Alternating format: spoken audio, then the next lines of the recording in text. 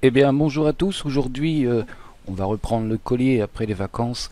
Un petit tuto pour répondre à Ange François qui me demandait, qui me posait des questions sur les rendus parce qu'il avait fait un rendu dans After Effects et il n'avait qu'une animation sous forme d'image. Donc, souvent, on fait des tutos et on explique comment faire tel effet, et on oublie que, pour des débutants, le rendu n'est pas toujours évident. Bien, là, cette composition que j'avais fait il y a quelque temps, du mur qui s'éclate au passage de la voiture, voilà. Et bien, si je veux faire un rendu, je vais faire un rendu dans la composition 2, qui est la composition finale. Je pourrais faire un rendu sur la composition 1, tout pareil. Bien, je sélectionne donc la composition 2, qui est la composition finale. Je vais dans composition, et je vais faire après rendu. Voilà. J'ai donc ici composition 2 et 3 paramètres d'ailleurs à remplir. Donc rendu optimal, ça me paraît évident. Ici, module de sortie. Donc je clique dessus et j'obtiens cette fenêtre qui va être importante. Ici on a du format à vie, on va pas faire du format à vie, on va aller chercher autre chose.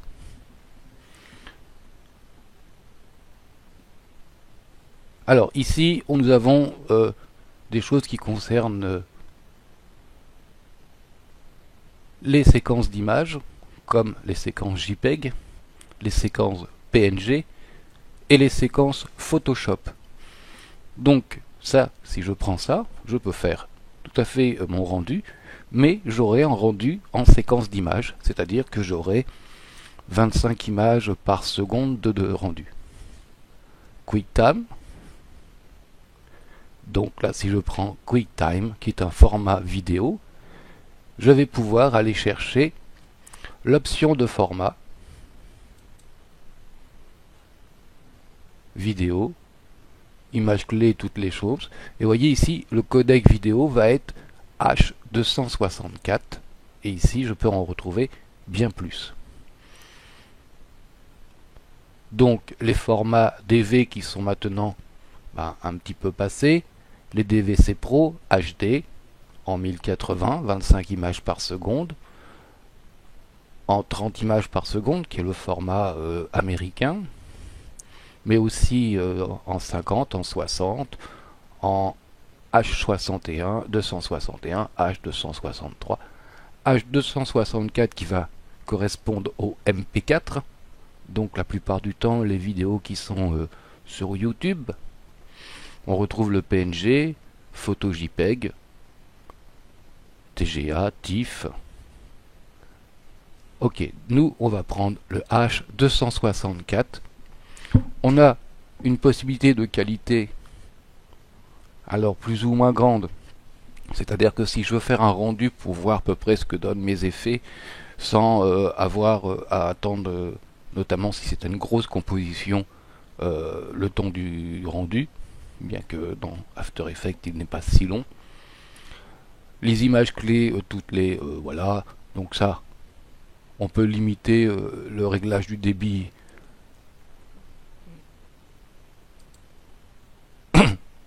ici, mais ça, on n'a pas encore besoin. Donc ici, je vais faire OK. Donc, je peux redimensionner ici. Je peux recadrer ici. Je peux faire une sortie audio ou pas, en fonction du fait que j'ai ou non de l'audio. Donc on a aussi des options de format sur l'audio. Voilà. Si je fais OK une fois que je suis satisfait du format de sortie vidéo, je fais OK. Quelque chose que je peux faire aussi, c'est revenir en bas de ma... Là, ici, où j'ai 8 bits. et je peux passer à 16 ou à 32 bits flottantes. Alors les virgules flottantes vont permettre, comment dire, c'est un peu particulier, mais disons que les couleurs vont beaucoup mieux s'accorder, s'étaler, parce que ça donne beaucoup plus de latitude. Voilà. Voilà, c'est très une réponse un peu voilà. Bon, l'espace de travail, voilà, j'ai la possibilité de le sortir sur d'autres supports. N'oublions pas que on peut travailler en réseau avec After Effects. Là, si je choisis donc en 16 bits, je fais OK, j'aurai une meilleure qualité surtout dans la colorimétrie, la qualité d'image. Je vais augmenter le temps de mon rendu, mais là, bon, comme il n'est pas, c'est pas une séquence trop longue, ce ne sera pas un problème. Ici, ben, la destination, voilà, ça veut dire où est-ce que je mets mon rendu. Donc par défaut, il va reprendre le dernier dossier dans lequel il a fait un rendu. Donc là, j'étais dans un dossier qui s'appelait mur. Ici, je vais donner un nom pour le retrouver correctement. Donc je vais l'appeler rendu. Voilà. Il sera en QuickTime Move, hein, on l'a vu, au format H264. Alors ça, c'est la version de After Effects CC 2017. On avait d'autres possibilités d'enregistrement de format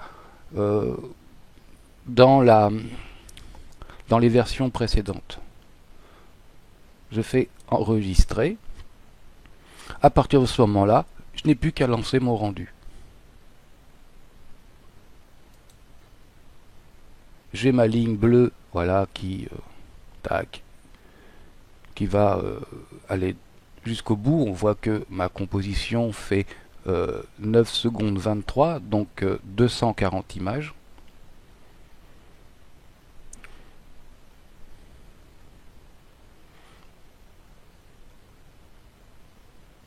Voilà, et ma composition est terminée. Petite sonnerie, ma composition est terminée. Je peux la retrouver dans le dossier que j'avais créé. Voici mon rendu. Voilà, ok, c'est fait. Alors c'était pas une qualité extraordinaire, c'était juste pour une démonstration d'un effet. J'ai donc mon rendu. Attention, je suis passé en 16 bits pour vous montrer. Remettez-vous en 8, car la prochaine fois que vous allez travailler sur After Effects, vous verrez que en 16 bits, ça va mouliner beaucoup moins bien. Voilà. Dernière petite chose, donc je peux travailler mon rendu sur l'ensemble de ma composition ou sur une partie seulement, c'est-à-dire que si je ramène la zone de travail ici à 4 secondes, que je fais un nouveau rendu,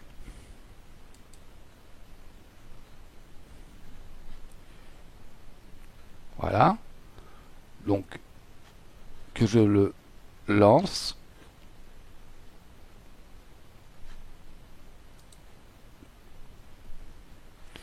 voyez ici, je n'ai plus que 3 secondes 23,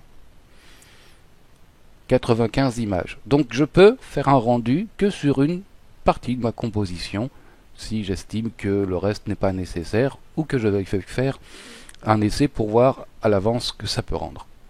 Voilà. Voyez qu'il n'y a pas de choses très compliquées. Pour résumer, rendu optimal, le mode de rendu en JPEG, en Photoshop, en séquence d'images, en H264 pour des formats vidéo ou autres, et ici la destination, où est-ce que je vais mettre mon rendu. Voilà, j'espère avoir répondu à la question de Ange, et je vous souhaite une bonne continuation, et je vous dis à bientôt. Salut à tous.